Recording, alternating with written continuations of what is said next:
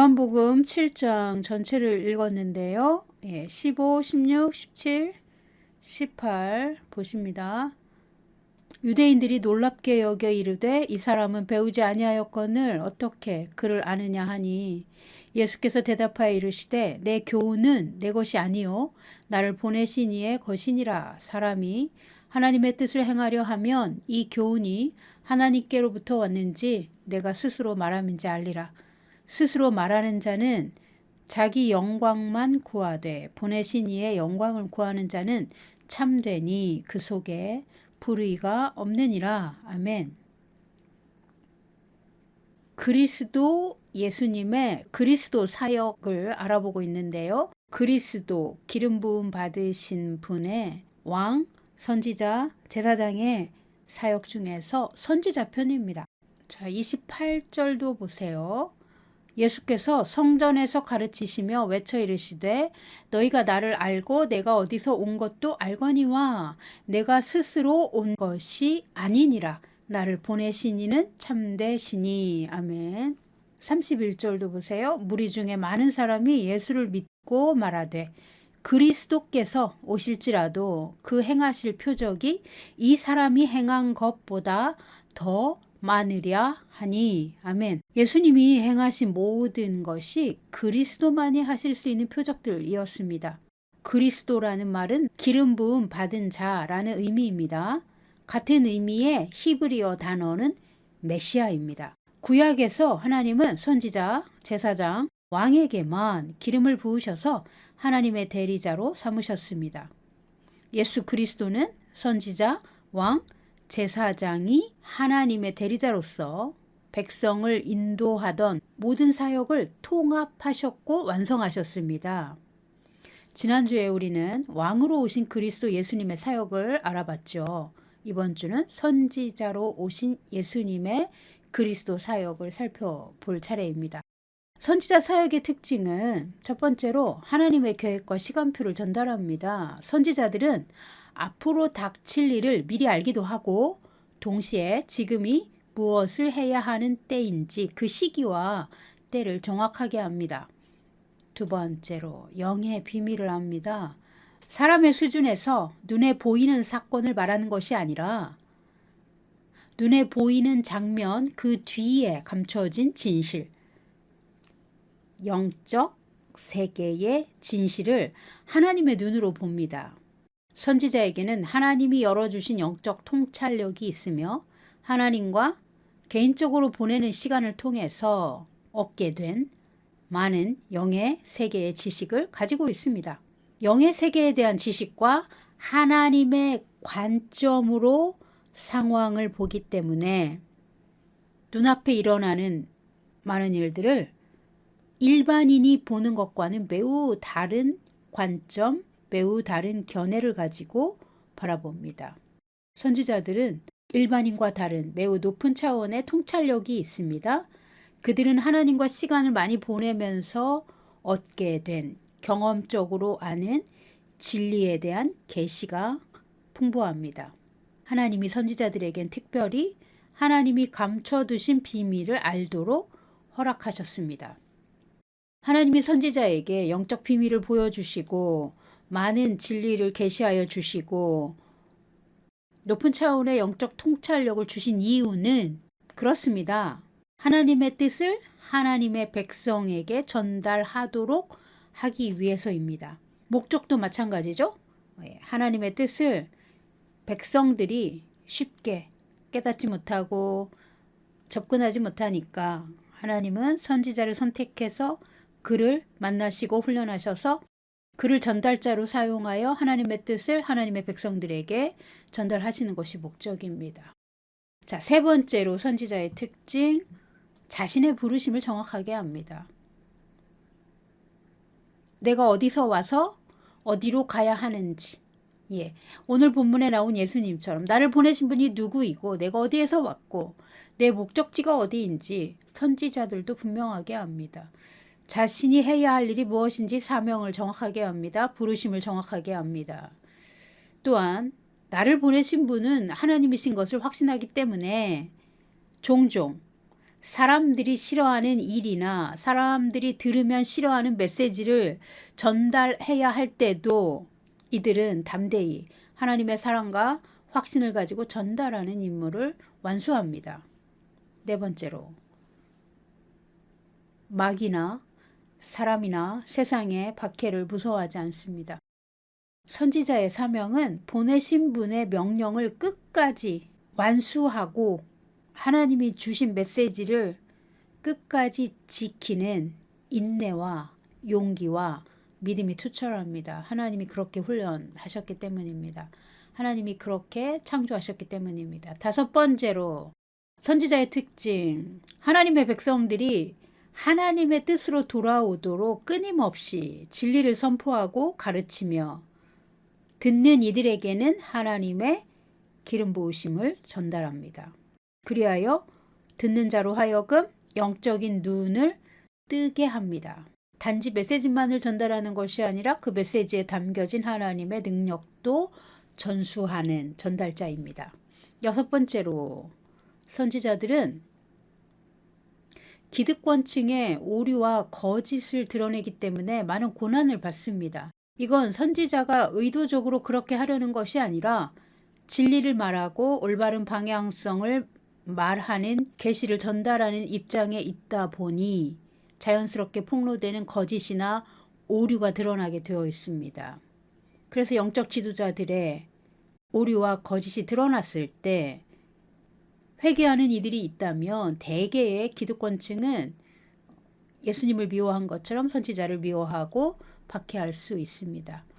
일곱 번째로, 선지자들은요, 구약에서 주로 예언자로 활동했기 때문에 이 선지자 사역에는 예언 사역이 있습니다. 그래서 대부분의 사람들이 오해하는 것은 이것이죠. 선지자는 오직 예언만 한다. 이렇게 오해하는 사람들이 많이 있지만 예언 사역은 선지자 사역의 일부입니다. 하나님의 교회에 닥칠 수 있는 위기나 위험을 미리 경고합니다. 그리고 미래에 일어날 일을 대비하기 위해 하나님이 주신 메시지, 즉 예언을 전달하기도 하고 또 하나님의 계획을 전달하여 하나님의 백성, 하나님의 교회가 올바른 방향성을 찾도록 합니다. 아홉 번째, 하나님과 하나님의 백성 사이에 있는 관계의 틈, 하나님의 백성들이 하나님의 뜻에서 어긋나거나 잘못된 길로 갔을 때 그 관계에 존재하는 틈을 메워주는 역할을 선지자가 합니다. 우리는 그것을 선지자의 중보기도 사역이라고 말합니다. 열 번째로, 예수께서 오셔서 하나님의 백성을 아버지 하나님의 뜻으로 돌이키도록 선지자 사역을 하셨습니다. 오늘날도 그리스도 예수의 교회에는 선지자 역할을 수행하는 이들이 있습니다. 또한 신약의 모든 믿는 자 안에 살아계신 성령님은 예수님이 행하셨던 것과 똑같은 선지자 사역도 믿는 자 안에서 행하십니다. 11번째, 신약에서 선지자는 주로 중보 기도자로서 활동하지만 성령의 역사를 따라 성령이 이끄시는 방법대로 사역을 감당합니다. 신약의 선지자는 구약의 선지자와는 다르지만 공통점도 많이 있습니다. 선지자의 임무를 맡지 않은 다른 성도들도 믿는 자 안에 살아계시는 성령님을 의지하면 성령님께서 선지자처럼 믿는 자를 도와주십니다. 즉, 장래 일을 알려주시고 어떻게 기도해야 하는지 가르쳐 주십니다. 12번째로, 성령께서 장래 일을 알려주시고 어떻게 기도해야 하는지 가르쳐 주시는 것뿐만 아니라 성령님은 믿는 자 개인에게 영적인 통찰력을 열어주셔서 하나님의 관점으로 영적인 세계를 보게 하시고 알게 하여 주십니다. 오늘날 이 신약에서 그 어떤 사람도 어떤 사역의 부르심을 받았다 할지라도 성령님의 도우심 없이는 아무것도 할 수 없습니다. 13번째로, 예수께서 왕, 선지자, 제사장의 사역을 하나로 통합하시고 완성하셨던 것처럼 우리 안에 계신 성령님도 우리가 그리스도 예수님의 라이프 스타일을 따라 살도록 가르쳐 주시고 역사하여 주십니다. 14번째, 우리가 예수님을 따라 살고자 할 때 반드시 성령님의 기름 부음 안에서 예수님이 행하신 일을 똑같이 하게 하십니다. 15번째, 모든 믿는 자에게 있는 자녀의 권세와 능력은 성령님을 통해 활성화되고 초자연적인 권세와 능력이 발휘되도록 성령님 역사하십니다. 16번째, 예수님도 메시아로서 사역을 시작하시고 행하셨을 때 하나님이 기름 부어 주셔서 성령의 능력으로 기름 부음 받고 사역이 시작됐고 또 사역을 완성하셨습니다. 사도행전 10장 38절입니다. 하나님이 나사렛 예수에게 성령과 능력을 기름 붓듯 하셨음에 그가 두루 다니시며 선한 일을 행하시고 마귀에게 눌린 모든 사람을 고치셨으니 이는 하나님이 함께 하셨음이라. 아멘. 또 마태복음 3장, 마가복음 1장, 누가복음 3장에 보면 예수님이 요단강에서 세례 요한의 침례를 받으시고 올라오셨을 때 하늘문이 열리고 성령이 비둘기같이 임하셨다는 것을 우리는 성경을 통해 보았습니다. 마태복음 4장 23절, 예수께서 온 갈릴리에 두루 다니사 그들의 회당에서 가르치시며 천국 복음을 전파하시며 백성 중에 모든 병과 모든 약한 것을 고치시니. 아멘. 마태복음 9장 35절, 예수께서 모든 도시와 마을에 두루 다니사 그들의 회당에서 가르치시며 천국 복음을 전파하시며 모든 병과 모든 약한 것을 고치시니라. 아멘. 예수님은 하나님이 보내신 메시아로서 성령의 기름 부음을 받으셨고 천국 복음, 즉 하나님 나라의 복음을 전파하셨으며 병든 자와 약한 자를 고치셨습니다. 그래서 예수님이 행하시는 사역을 보고 많은 사람이 예수님을 선지자라고 알아보았습니다. 그런데 선지자의 임무 중에서 가장 중요한 역할은 하나님의 백성이 하나님의 뜻에서 멀어지거나 잘못된 방향으로 갔을 때 그들이 어디로 돌아와야 하는지 하나님의 길을 가르치고 바르게 교정하고 올바른 방향과 목적지를 제시하는 일을 선지자가 담당하였는데 이것이 가장 중요한 선지자의 임무이자 특징입니다. 많은 사람이 선지자는 미래를 예언하는 사람으로만 알고 있지만 미래를 예언하는 것은 하나님의 뜻을 전달하는 한 가지 방법으로서 선지자 사역에도 포함되고 성령께서 개인에게 하시는 사역에도 있지만 그 예언만이 선지자 사역의 전부는 아니었습니다. 선지자들은 구약이나 신약이나 동일하게 하나님의 손에 의해 오랜 시간 훈련을 특별하게 받습니다. 에베소서 4장에 나오는 사도, 선지자, 복음 전하는 자, 목자, 교사 중에서 특별히 더 많이 선지자들은 하나님과 1대1의 시간을 갖습니다. 다른 사역자들에 비해 훨씬 많은 시간을 하나님과 1대1로 보냅니다. 그래서 영적 세계에 대해 경험하고 배우며 하나님의 뜻을 전달할 때 선지자 개인, 사람의 뜻이 개입하지 않도록 하나님은 선지자의 성품을 강력하게 훈련하십니다. 예수님이 오셔서 선지자로서의 임무를 수행하셨던 것처럼 오늘날 신약의 교회에는 선지자 사역을 하는 리더들이 있고 또 리더가 아니더라도 누구나 성령을 모신 사람은 성령께서 그 개인의 삶에서 선지자 사역으로 도와주시는 것을 경험할 수 있습니다. 어떤 교리는 오늘날에 선지자는 없다, 사도행전은 끝났다 라고 말합니다. 그러나 에베소서 4장은 분명히 그리스도께서 승천하시면서 교회에 5가지 직임과 사역들을 주셨다고 말합니다. 그리고 이 5가지 사역과 직임들은 하나님의 교회, 그리스도의 몸을 훈련하고 성장시켜서 온전하게 하여 그들도 각자 자기의 일을 하게 하는데 쓰여진다고 말하고 있습니다. 자, 마태복음 5장 17절입니다. 내가 율법이나 선지자를 폐하러 온 줄로 생각하지 말라. 폐하러 온 것이 아니요 완전하게 하려 함이라. 아멘. 예수님이 말씀하신 거예요. 자, 뿐만 아니라 우리가 아는 것처럼 예수님은 12명의 제자들을 부르셔서 예수님의 사역을 똑같이 따라하게 하셨습니다. 그래서 우리는 그들을 첫 번째 사도들이라고 부르죠. 마태복음 10장 1절입니다. 예수께서 그의 12제자를 부르사 더러운 귀신을 쫓아내며 모든 병과 모든 약한 것을 고치는 권능을 주시니라. 아멘. 예, 권세와 능력을 그의 제자들에게 주셨습니다. 자, 오늘날 믿는 자 안에는 성령이 오셔서 거주하십니다. 성령은 예수님의 영이요 하나님의 영으로서 믿는 자들에게 예수님이 제자들을 가르치셨던 것과 똑같은 내용, 똑같은 방식으로 가르치고 훈련하고 인도하여 예수 그리스도의 제자가 되게 하십니다. 예수님은 예수님의 제자들에게 하나님으로부터 받은 메시아의 사역 중에 선지자로서의 권세와 능력을 부어주셨습니다.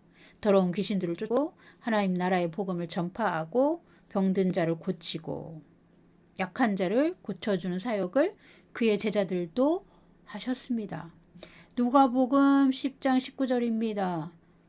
내가 너희에게 뱀과 정갈을 밟으며 원수의 모든 능력을 제어할 권능을 주었으니 너희를 해칠 자가 결코 없으리라. 아멘. 예수님의 말씀에 순종하여 예수님이 행하신 일들을 따라하는 사람들을 제자라고 부릅니다. 제자들은 이미 예수님이 주신 권세와 능력이 있습니다. 원수의 모든 능력을 제어할 권능. 예, 사단 마귀의 세력을 다스릴 권세와 능력을 말합니다. 우리가 예수님의 제자로서 부름 받았다는 것을 인식하면 예수님이 믿는 자들에게 주신 권세와 능력이 있고 원수의 모든 능력을 제어할 권능을 이미 주셨다라는 것을 인식하는 것입니다. 예, 마태복음 16장 17절에도 나옵니다. 모든 믿는 자들에게. 누가복음 10장 19절과 같은 말씀을 예수님이 주셨어요. 자, 오늘날 새 언약 아래에 있는 믿는 자들은 내주하시는 성령님을 통해 예수님의 가르침을 배웁니다. 예수님의 음성을 듣습니다. 예수님의 명령에 순종하는 삶을 훈련받고 실천합니다. 새 언약 아래에 있는 하나님의 자녀는 궁극적으로 모두가 그리스도 예수의 제자가 되라는 부르심을 받았습니다. 로마서 8장에서는 우리가 그리스도 예수님과 똑같은 형상으로 변화되도록 우리를 부르셨다고 말씀하십니다. 그리스도를 표대 삼아 믿음의 삶을 배우고 실천하는 것이 그리스도인의 궁극적인 목적입니다. 우리가 예수님을 닮은 제자가 될 수 있는 이유는 우리 안에 임하신 성령의 능력이 있기 때문입니다. 우리에게 거듭난 영이 있기 때문입니다. 성령님은 우리가 예수 그리스도의 풍성한 생명으로 충만하게 하시는 분이십니다. 우리는 성령님의 도움으로 그리스도 예수의 수준까지 성장하고 믿음이 완성될 수 있습니다. 고린도전서 2장 9절에서 10절입니다. 기록된 바 하나님이 자기를 사랑하는 자들을 위하여 예비하신 모든 것은 눈으로 보지 못하고 귀로 듣지 못하고 사람의 마음으로 생각하지도 못하였다 함과 같으니라.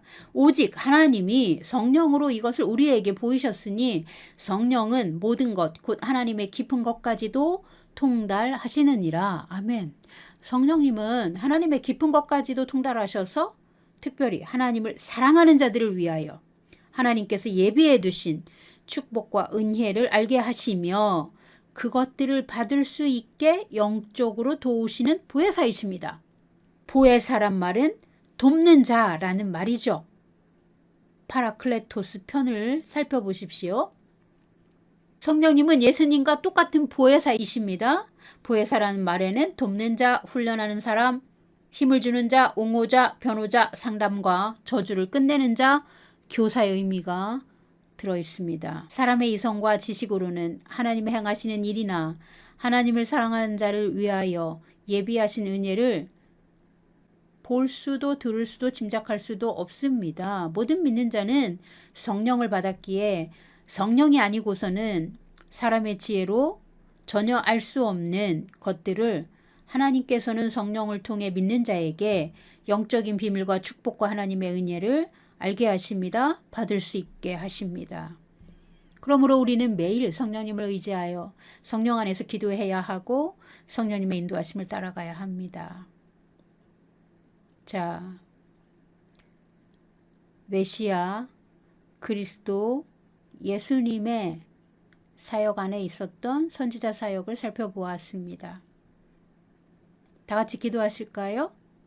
여러분도 똑같이 따라하시면 좋겠습니다. 주 예수님, 오늘도 우리 안에 살아계셔서 우리를 올바른 길로 인도하시고 가르쳐 주시고 함께하여 주셔서 감사합니다.